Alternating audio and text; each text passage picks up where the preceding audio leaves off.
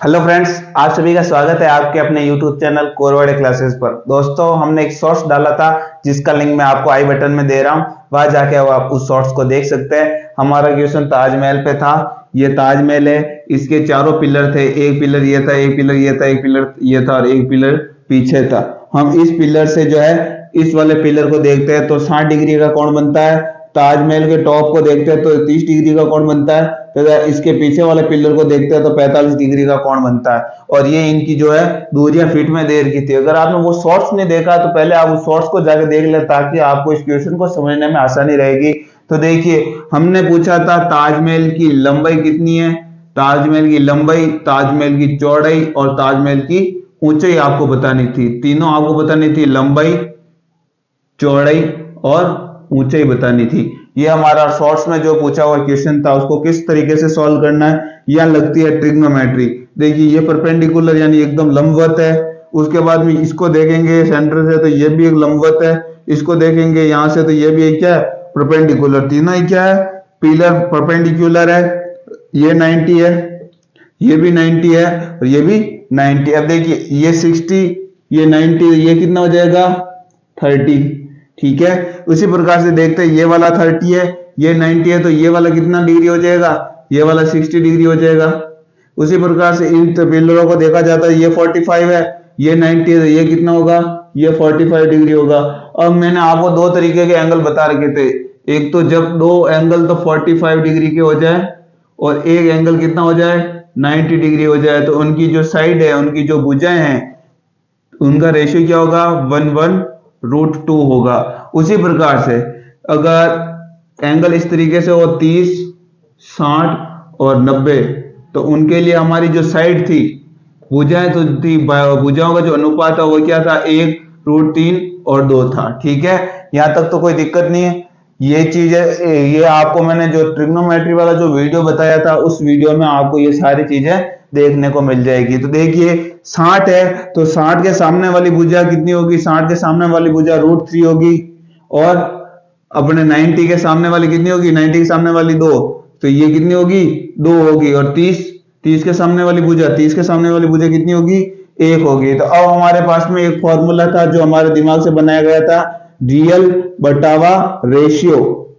जो real value दे रखी है उसके नीचे उसका रेशियो इंटू जो हमें फाइंड करना वो लिख लेना है। ठीक है, ये हमारा फॉर्मूला था। तो रियल वैल्यू क्या दे रखी है, 1940 फीट दे रखा है, 1940 फीट दे रखा है, जो किसके बराबर है, रेशियो किसके बराबर है, 2 के बराबर है। तो उसके डिवाइड में क्या लिख लेंगे, 2। अब हमें फाइंड क्या करना है, इसकी लंबाई याद करनी है। लंबाई का किसके बराबर है, 1 के बराबर। इसको किससे मल्टीप्लाई कर देंगे, 1 से मल्टीप्लाई कर देंगे, तो इसका आंसर आ जाएगा। काटेंगे तो कितनी बार कटेगा बताइए, 2 9 18, बच गया 1 उतारा 4, 2 7 14 उतार दिया 0 फीट। ये इसकी क्या हो जाएगी, ये इसकी हो जाएगी लंबाई। किसकी, ताजमहल की लंबाई कितनी हो जाएगी, ताजमहल की जो यहां से लेकर के यहां तक की जो लंबाई है, ये हो जाएगी 970 फीट। कितनी हो जाएगी, 970 फीट हो जाएगी।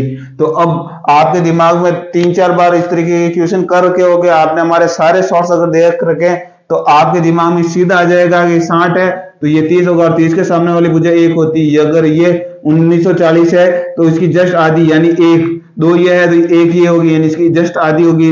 1940 का जस्ट आधा कितना होता है, 970। तो ये कितनी भुजा हो जाएगी, 970 हो जाएगी। इसी प्रकार से आप ये ताजमहल वाला ये अगर देखेंगे, ये तो 90 डिग्री है, ये कितना है, ये 30 है, ये 90 है, तो ये जो तीसरा बचा वो कितना हो जाएगा, वो 60 डिग्री का हो जाएगा। यानी 30 के सामने वाली भुजा कितनी होती है, 1 होती है। 30 के सामने वाली कितनी होती है, 1 होती है। ये हमेशा अपने दिमाग में चलता रहना चाहिए। और 90 के सामने वाली कितनी होती है, 2 होती है। ये 90 के सामने वाली 2, तो ये 2 के बराबर है, तो ये वाली 1 है, तो इसका मान कितना होगा।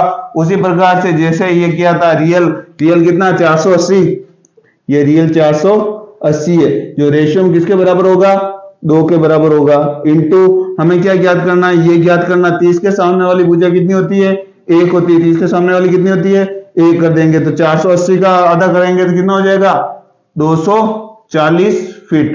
क्या आ जाएगा, 240 फीट क्या हो जाएगी, इसकी ऊंचाई आ जाएगी। किसकी, ताजमहल की ऊंचाई। ताजमहल की यहां से लेकर के यहां तक की ऊंचाई कितनी आ जाएगी, 240 फीट आ जाएगी। यहां से लेकर के यहां तक की ऊंचाई कितनी आ जाएगी?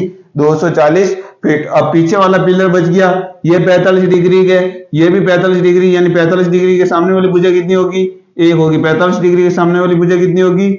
1 होगी। तो अब इसको देखते हैं ये किसके बराबर आ गया। सबसे पहले तो रियल वैल्यू जो देखिए, ये 365 है, और 365 जो लिख रखा है वो किसके बराबर है? 90 के सामने वाली। और 90 के सामने वाली क्या होगी? 90 के सामने √2 होगी। और हमारे को क्या ज्ञात करना है? हमारे को ये चौड़ाई ज्ञात करनी, जो कितनी है? 1 देर की। तो इसको किससे मल्टीप्लाई कर देंगे? 1 से मल्टीप्लाई कर देंगे। और 365 और डिवाइड में √2 की वैल्यू क्या होती है? हमेशा आपको याद होनी चाहिए, √2 की वैल्यू होती है 1.414। √2 की वैल्यू क्या होती है? 1.414। तो हम 1.414 से इसको डिवाइड कर देंगे, 1 से मल्टीप्लाई करने पर तो वही संख्या आती है। इसको उठाएंगे तो कितने जीरो आ जाएंगे? ऊपर 3 जीरो आ जाएंगे। और जब इसको इससे काटेंगे तो क्या आएगा?